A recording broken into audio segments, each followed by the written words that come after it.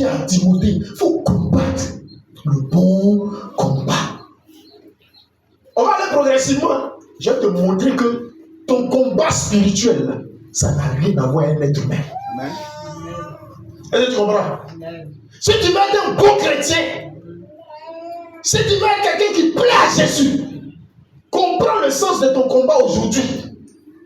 Tu es à la maison, ton travail va mal, ton commerce va mal. Tu commences un commerce aujourd'hui, demain tu l'arrêtes, tu prends un autre, ça va pas, un autre, ça va pas, un autre, ça va pas, un autre, ça va pas. Et tu as fini par te convaincre que le commerce n'est pas bon et toi, c'est faux. Il y a un combat que tu n'as pas encore mené. Il y a une prière que tu n'as pas encore levée. Jusque là, tu as regardé la situation comme ça, et puis tu dis Dieu va faire. Dieu a bien fait. C'est toi qui dois te lever. Souvent, notre sommeil nous coûte cher. Voici où ça commence. Notre sommeil nous coûte cher. Non, je suis trop fatigué. Demain, je dois aller au travail, je vais me lever tôt.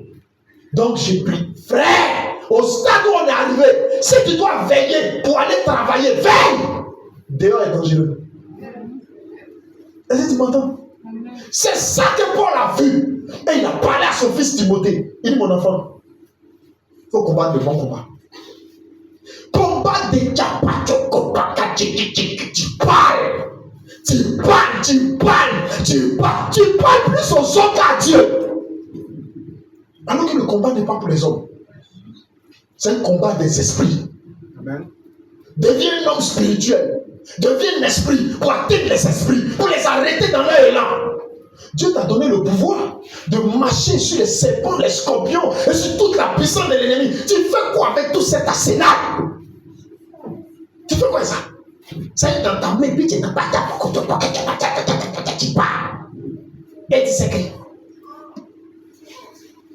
le cousin de la cousine de la nièce de choses a dit que il paraît que et puis on est là. Quand le Saint-Esprit te donne des signaux, va prier. Il y a des jours même le Saint-Esprit ne veut même pas que tu sortes. Prie. Est-ce que tu es sensible à cette voix de l'Esprit, à ce mouvement spirituel là? Il y a des jours où tu te lèves, tu n'as même pas envie de manger. Ne mange pas. Commence à prier, commence à jeûner. Il y a un combat qui est là. Ça, c'est le bon combat. C'est le vrai qui est là. Amen. Le combat dans lequel tu ne manges pas.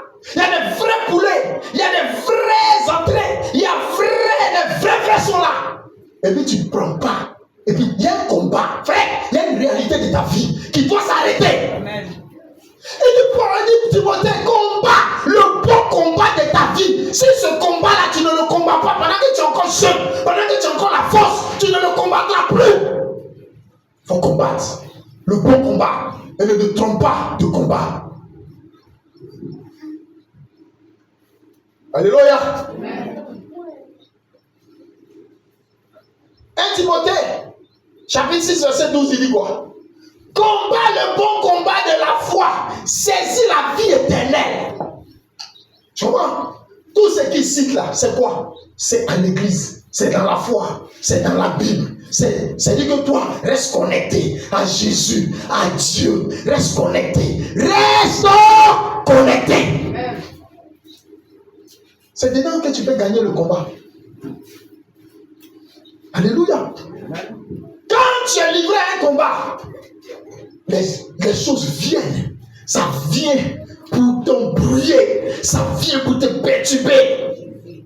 Regarde. La vraie réalité est là. Est-ce que vous savez que le diable, là, il se comporte dans nos vies comme il se comporte dans nos sociétés? Regarde, nos problèmes de gouvernement sont là, non? Mais 2 jours là, c'est quoi qu'elle a l'œuvre? Balthazar. Et puis ça fait coco. Et tu as vu la vidéo? Oh, la vidéo, il y a des vidéos, il ne faut pas regarder. Ça fait quoi ça? En quoi ça édifie ta foi? En quoi ça construit ta foi? Regarde. Quand tu vois que l'ennemi commence à multiplier de telles choses, c'est pour salir ta mémoire, c'est pour salir ta pensée, c'est pour laisser des déchets dans ton esprit. Tu n'as pas besoin d'aller chercher ça. Et ça est où? C'est ici quelle page? C'est où ça? Et puis tu cherches. Il ne faut pas checker ça. Amen. toi, quand tu as entendu que ce n'est pas une bonne chose, il ne faut plus chercher le reste. Rentre dans la prière. Quand ça sort là, ta maison n'est pas loin. Amen. Alléluia. Amen. Quand il y a des situations qui concernent d'autres personnes, on prend plaisir, on veut entendre, on veut s'affairer, on veut rentrer dans les profondeurs, dans les entrailles de la chose. Ta maison est là. Pendant que tu pointes un doigt, il y a combien de doigts ici? Ah oui. À cause de ces 4 doigts, il faut prier. Rentre. Ça là, ce qui arrive. On dit non, ils ont enlevé un enfant. Ils ont fait comme si. Ils sont allés le mettre ici, là-bas, là-bas. Et c'est là. C'est un enfant qui. Ils savent comment. Il dit quoi? Et puis tu cherches. Qui va te donner l'information? Il dit que les gens, les chrétiens, s'assoiffent d'information. Pendant que tu cherches l'information, tes enfants sont là. Ils sont toi-même là. Quand tu as fini d'entendre la première information, tu sais où ils se trouvent. On laisse des combats importants, cruciaux de nos vies. Et puis on combat d'autres combats qui sont inutiles. Il dit combat le bon combat, mon fils. Combat le bon combat. C'est que tu dois combattre là. C'est le commérage. C'est que tu dois. Le commérage, ça détruit la foi. Ça détruit la foi. Combat ça. Enlève ça. Là où l'écouter. C'est-à-dire que moi a dit que, toi a dit que. Tu vois une seule personne, il prend tout un quartier et puis il mélange ça, et puis il assied, et puis il regarde le quartier. Ah, c'est une œuvre du diable. C'est un expert. Il vient ici, il dit ma chérie, elle disait, la fille elle qui dimanche là, la soeur là, tu sais ce qu'elle pense. Chaque jour tu lui donnes ta nourriture, ton pain, tout ça. Si tu savais ce que les gens pensaient des gens, toi-même tu devrais méfier des gens. Il t'a rien dit. Viens ici. Ma soeur, est-ce que tu sais que ta soeur là, dès jours là, elle dit que ton nez est gros. Il vient ici. Attends, tu as vu le petit qui vient chez toi là, non? Les gens sont pas sincères dans la vie.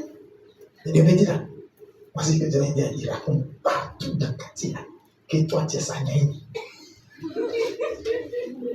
Et maintenant, quand c'est là, regarde l'autre, ils n'ont pas parlé. Mais là, non. Elle aussi, elle regarde.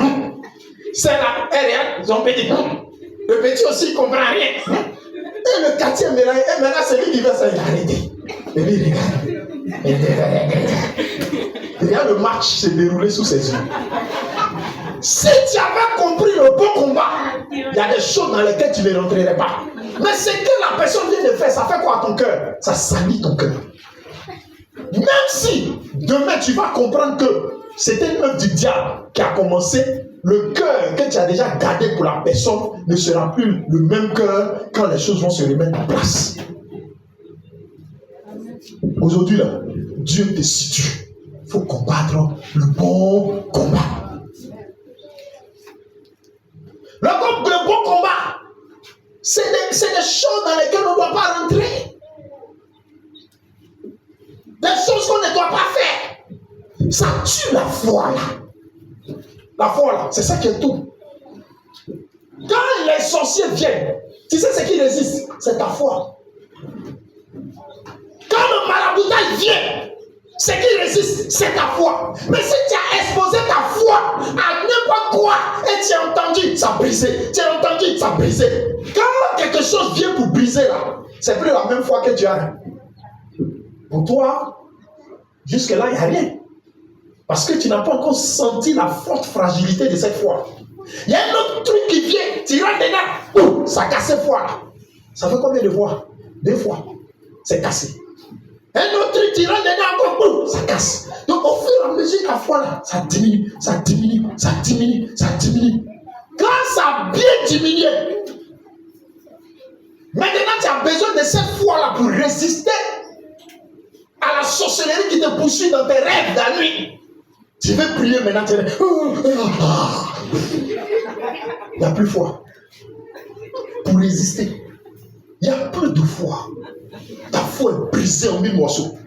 Tu te dis quoi? Aussi longtemps que je ne viendrai pas à l'église, Dieu c'est pas dans l'attitude, c'est dans le cœur. Mais ce que tu oublies, l'assemblée des saints est comme un rechargement spirituel que tu reçois avant de rentrer à la maison. Amen. J'ai toujours pris cet exemple. Les artistes, là, ils font des chansons. Ils chantent. Tu achètes le CD ou bien tu télécharges la chanson. Quand tu as fini d'écouter, c'est pas la même chanson là. Tu as écouté. Mais le jour que l'artiste dit il y a un concert, tu vas non.